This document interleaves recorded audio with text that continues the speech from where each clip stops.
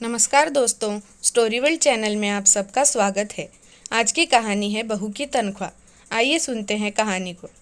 पूजा office से आते समय अपने लिए कुछ कपड़े ले आई थी, जिसे देखकर उसकी सासू माँ गुस्सा हो गई थी।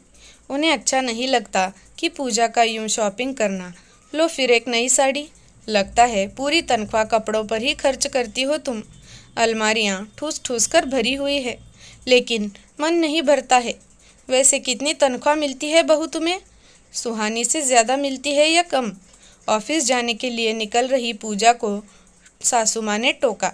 पूजा को गुस्सा तो ऐसे आया कि करारा जवाब ही दे दे, लेकिन बड़ी हैं और सुबह सुबह अपना भी मूड खराब नहीं करना चाहती थी वो। इसीलिए स्कूटर की चाबी ली और जल्दी निकल गई। घमंड तो इतना है कि जवाब तक नहीं देती। उधर मेरी बेटी है, सादगी और विवेकशीलता का दूसरा नाम। इतने बड़े पद पर है, लेकिन गिनती की साड़ियाँ रखती है। बड़बड़ाती हुई लहसुन छीलने लगी सासू माँ, और बेटा भी नहाने चला गया उनकी बातों को अनसुना करके। ये सुमित्रा जी हैं, जो अपने बेटे रोहन और बहू पूजा के साथ रहती हैं। एक बेटा और एक बेटी और हैं इनके, जो इसी शहर में रहते हैं और आते जाते रहते हैं, जैसा कि ज़्यादातर घरों में होता है। जिसके साथ रहते हैं उस पर कभी संतुष्ट नहीं होते। विरुद्ध लोग सुमित्रा जी उनमें से ही एक हैं।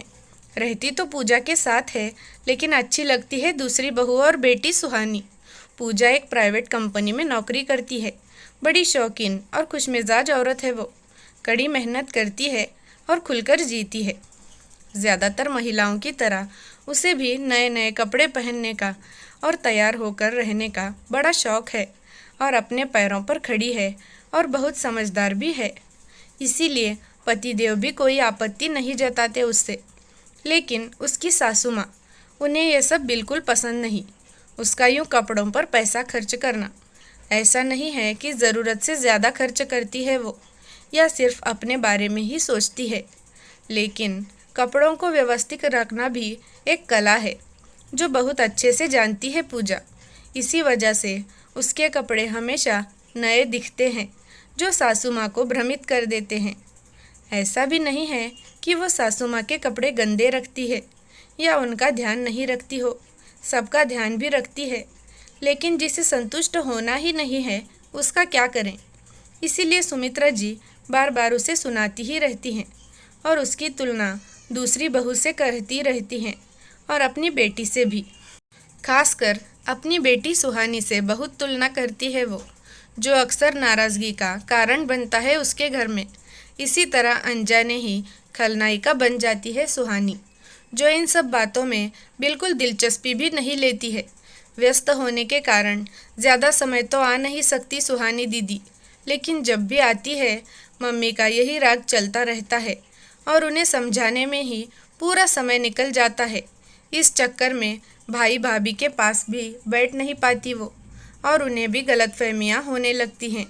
आज फिर यहाँ से गुज़र रही थी सुहानी, तो माँ से मिलने की इच्छा हो गई, और वो माँ से मिलने अपने मायके आ गई। ऐसी गलतफहमी हो कि स्थिति समझदार बेटियाँ भी नहीं चाहती कि भाई भाभी के अनुपस्थिति में मायके जाएं। लेकिन माँ ने कोई दवाई मंगवाई थी, और भाई भाभी के आने में भी ज़्यादा समय नहीं था, इसीलिए चली गई। माँ भी खुश हो गई। मन की बात जो भी हो, बेटी से तो कहती थी। माँ को तो आज सुबह से ही खुजली हो रही थी। माँ इसीलिए जाते ही शुरू हो गई। पता है, आज फिर नई साड़ी पहनी थी बहू ने। 1000 से कम की नहीं होगी। उस पर तरह तरह का मेकअप। पता है, हर 15 दिन में ब्यूटी पार्लर जाती है। तुम भी तो नौकरी करती हो, फिर भी इतनी विवेकशील हो। लेकिन उसे तो लगता है पैसे तो बस उड़ाने के लिए ही हैं। पैसे बचाना, सही जगह लगाना, ये तो उसे पता ही नहीं है। बस उड़ाना पता है। पता नहीं कितने रुपए कमाती होगी। तुम्हें पता है क्या कुछ, क्या तनख्वाह मिलती होगी उसे? मेरी तो किसी बात का वो जवाब ही नहीं देती। नाराज़गी से बोलती हुई जा रही थी सासू माँ। माँ, फिर से शुरू हो गई आप? कितनी बार बोला है कि किसी की तनख्वाह नहीं पूछते। इतना कमाती होगी तभी तो खर्च करती होगी। मुझसे और आपसे तो नहीं मांगती वो। फिर सबका अपना अपना शौक़ होता है मम्मी। मुझे बचपन से ही जानती है ना आप। कोई शौक़ नहीं है मुझे सजने और संवरने का। लेकिन इसका मतलब ये तो नहीं कि सब मेरे जैसे ही होंगे। उल्टा मैं अलग हूँ नॉर्मल औरतों से। जिस तरह आप अपनी बहू को सुनाती हो कि खर्च करती रहती है और नखरे करती है, उस तरह मुझे ये कहते हैं कंजूस है। पर क्या करूं, ना पसंद है ना आदत, इसीलिए बोलने देती हूँ। सुहानी ने जवाब दिया, अरे शौक पूरे करने से कौन मना करता है, लेकिन बचत भी तो कोई चीज़ है। ऐसे ही चलता रहा तो बुढ़ापे के लिए वो क्या बचाएगी। पता है, उसकी उम्र में मैंने खुद की बचत से 10 तोला सोना खरीदा था और ये कपड़ों में उड़ा रही है। आपने सोना भी अपने शौक के लिए ही खरीदा था ना मम्मी। जैसे खुशी आपको सोना पहनकर होती थी, वैसे उसे इन सब चीज़ों से होती होगी। कौन कहता है कि वो बचत नहीं करती। आपने इस उम्र में अपना घर बनाया था, उसने बना दिया है।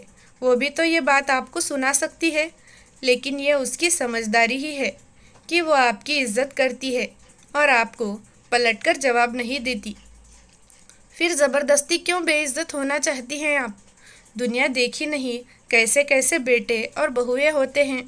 आपको अच्छे मिले हैं तो आराम से रहिए ना आप, और उनको भी रहने दीजिए।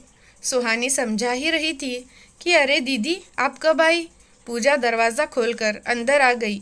अभी आई हूँ भाभी, आज इस तरफ आई थी तो यहाँ आ गई, सुहानी ने बताया। अच्छा अच्छा, चाय लोगी ना, शाम का खाना यहीं बना रही हूँ, खाकर ही जाना, किचन में जाते हुए पूजा बोली।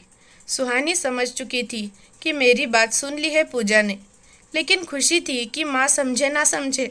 पूजा की गलतफहमी ज़रूर दूर हो चुकी थी अपनी ननंद के प्रति, और पूजा बहुत खुश भी थी कि ननंद बहुत अच्छी है। वो माँ को भ्रमित नहीं करती, बल्कि माँ को तो वो समझाती है। पूजा को ननंद की तरफ से जो शिकायत थी वो भी अब दूर हो गई थी। दोस्तों, आपको कहानी कैसी लगी कमेंट करके ज़रूर बताना। धन्यवाद।